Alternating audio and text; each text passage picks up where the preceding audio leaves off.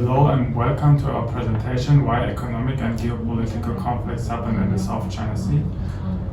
First of all, I will do a brief introduction, a literature review. Then my classmates will go on about the economic competition over the different sea resources. Then we will go on to the geopolitical tension in this strategic region. Then we will mention the current disputes and why tension persists and the regional efforts to reduce this tension. Then we round up everything with a short conclusion. The introduction. The South China Sea is one of the most global contested region. Here you can see different news outlets which have like different headlines about the conflict of the South China Sea in the last recent months, where especially the conflict between the Philippines and China escalated a bit. And you can see the global importance that these different news outlets all have mentioned these conflicts. And you have different players involved in the South China Sea. And these players are mainly Taiwan, Vietnam, Philippines, Malaysia, and Brunei. China, which you can see here, and also Taiwan claim most of the South China Sea. Vietnam also claim a big part of the South China Sea. Philippines also claim quite a lot. And then you also have like Singapore, Singapore claims nothing, but Malaysia and Brunei, who claims the exclusive economic zone and the continental shelf in the South China Sea. And then you can see also here different fields where there's a lot of oil and gas. And you can see especially around those fields, many countries claim that part of the South China Sea. And then our reasons why so much conflicts happen in the South China Sea is first, how I already mentioned, oil and gas, but also fishery, as most countries, as all the countries involved are coastal countries or islands, and for them fishery is traditional, a strong industry, so they also contradict who can fish where. But also is the South China Sea quite important strategic location, and many global trade routes go through the South China Sea, and also many countries have security issues and military bases in the South China Sea to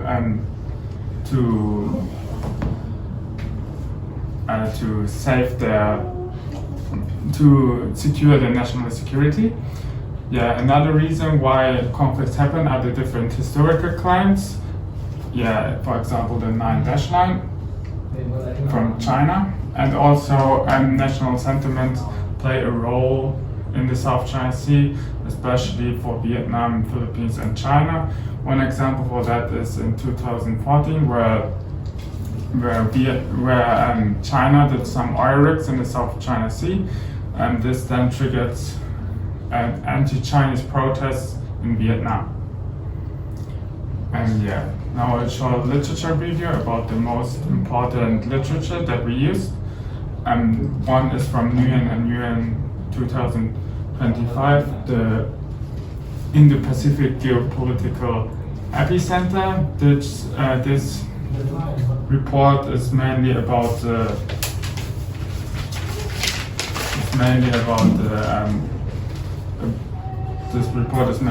the global trade routes and the military importance of the South China Sea. Then we also have the report from the United States Geological Survey and the US Energy Information Administration, which concentrates on the oil and gas in this region. And we also have a legal perspective from the Permanent Court of Arbitration, which did a rule on the Chinese Nine-Dash Line and basically said that it has no international legal foundation, and therefore the Chinese Nine-Dash Line is kind of illegal.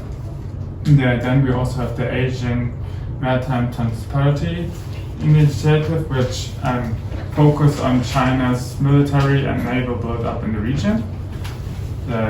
Another literature we used concentrate more on specific incidents in the South China Sea. That we have one, David 2014, who concentrates on the oil rig of China in 2014, which then lead to anti-Chinese protests in Vietnam.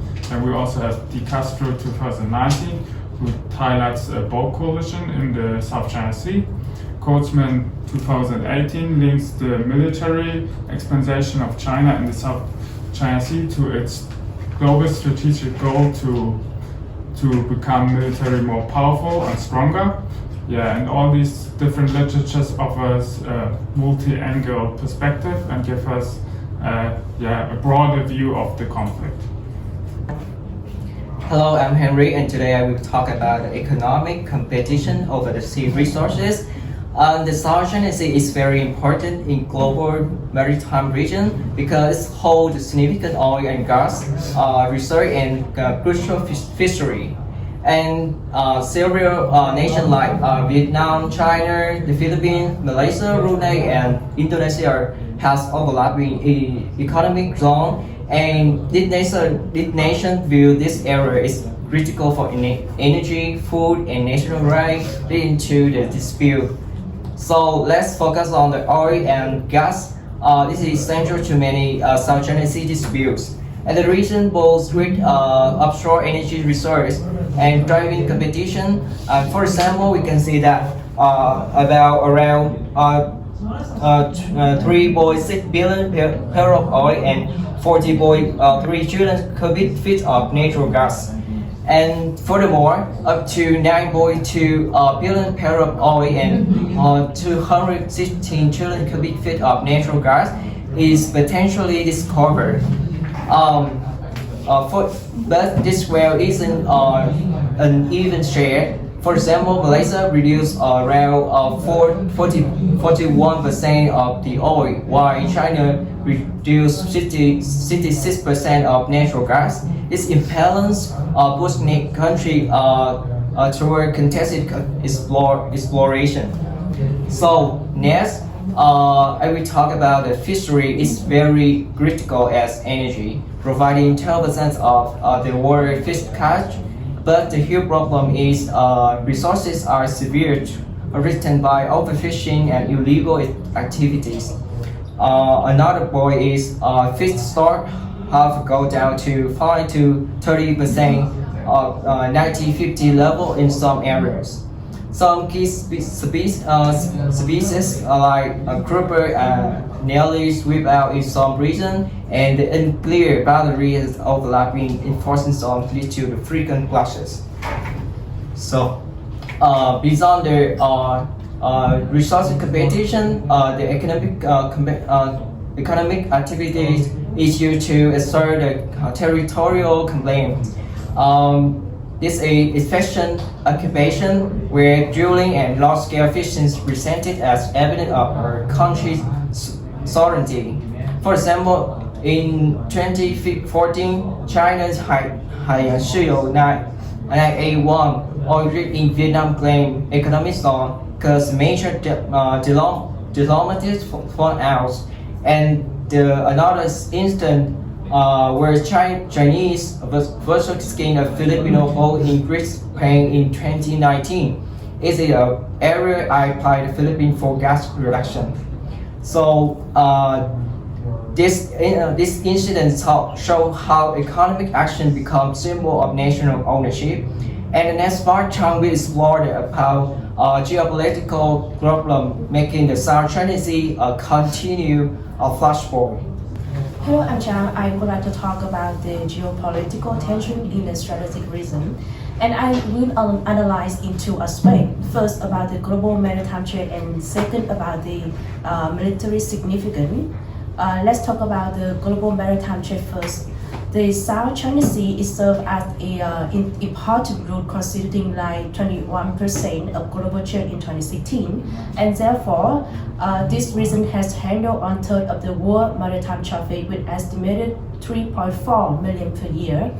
And as the table of trade value through the South China Sea by country in 2016 here, we can see that China accounted for 40% of South China Sea trade in 2016, and other countries located near the South China Sea like India and Japan, they also have their trade goods accounted for 30.6% and 19.1% respectively.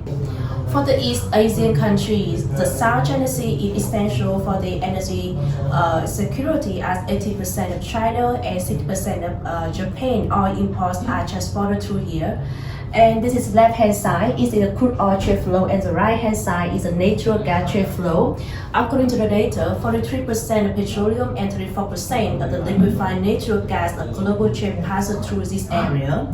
And in 2016, around 90% of China maritime crude oil exports pass through the South China Sea, and we can conclude that the China is largely reliant on oil supplies, and the country intends to ensure unhindered access to this strategic reason. But the biggest reason remains military significant, specifically the issue related to the tension between the US and China. The US maintains former military alliance with China neighbor countries like Japan, South Korea, and the Philippines. So therefore, the US Navy has long operated in the seas opposite China and frequently transited to the South China Sea. As a result, China is viewed as a threat to their country, and they aim to become the dominant force in its nearby ocean to stop the US Navy from operating too close to its strategic bases like Hainan Island. And taking control of the South China Sea could give China the leading role in ASEAN and Southeast Asia, and isolating them from the US and Japan. Began in the mid-1990s, Chinese naval expansion and the modernization increased in the first decade of the 21st century. And now, China Navy is the world largest in terms of naval tonnage, and they are ambitious to control the sea around Taiwan and the maritime area stretching from Japan to the South China Sea. And China naval expansion tried to push back the US presence from Taiwan and the Western Pacific. It allowed China the access through the Malacca Strait, the South China Sea, to the maritime area that surrounding Taiwan. And China views the control of the South China Sea as essential for China naval and the nuclear strategy, because they need a deployment area for its nuclear missile carrying submarines. And in short, the South China Sea is a vital economic lifeline and the military frontier, and the China view is as the control is not only for the regional interest, but also central to its rise as a global superpower. Hello, so I am Komal, and now I am going to talk about the current disputes and why tension presents. Regional efforts to reduce the tension. So why the South China Sea matters? The South China Sea is one of the biggest and the busiest and the most important sea route in the world. About a third of a global shipping passes through it. It means it's just not important for a trade, but it is a key area for a global politics as well. Countries like US, China, and those in the Southeast Asia all want to influence here. However, countries this region is the biggest say in the world trade and security across the Asia. So let's talk about the territorial disputes. The 9-line. China claims almost 90% of the South China Sea using what's called the 9-line. But other countries like Vietnam and Philippines also claim a part of it. In 2016, an international court said China's claim did not follow the rules of the international law.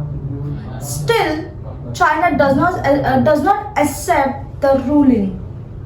This creates a lot of diplomatic tension between countries and the challenges in the rule at the law of the sea. So now let's talk about the military and legal tension. China has built its submarines, adding things like airstrips and missile systems, In response, the US and its allies are sending ships through the area to show that it is still open for everyone. Asian countries haven't done much together. This shows how hard it is to turn legal decision into real action. So let's talk about now the strategic trade route and global stakes. This region like a super highway to world's oil, gas and goods. If anything blocks it, the price could go up and supply chain could break. That's why the country around the world, not just in Asia, are paying close attention, but everyone wants to keep this area open and safe. So let's talk about the pathways to peace and regional stability. To make things more better, Asia needs to get stronger and more united. Countries also need to follow international laws like UNCLOS ruling, multilateral cooperation, working together and building trust are the best way to turn this tension region into more peaceful and stable one. So now to our conclusion, why does so much incident in the South China Sea happens? The first reason is that it's rich in natural resources and it's also strategic important as many global trade routes go through the South China Sea. Also this dispute are fueled by history, economic and global interests of the different countries in the region. And these ongoing tension involve on the one side the regional players who have different claims in the region, but also global players like the US who try to interfere in the South China Sea and to make the South China Sea more calm or try to solve at least some of or try to lower the incidents that happen there. You would need a peaceful framework like a legal binding code of conduct which would reduce probably the incidents that happen there, but of course it's quite hard to agree on a legal binding code of conduct with so many countries involved.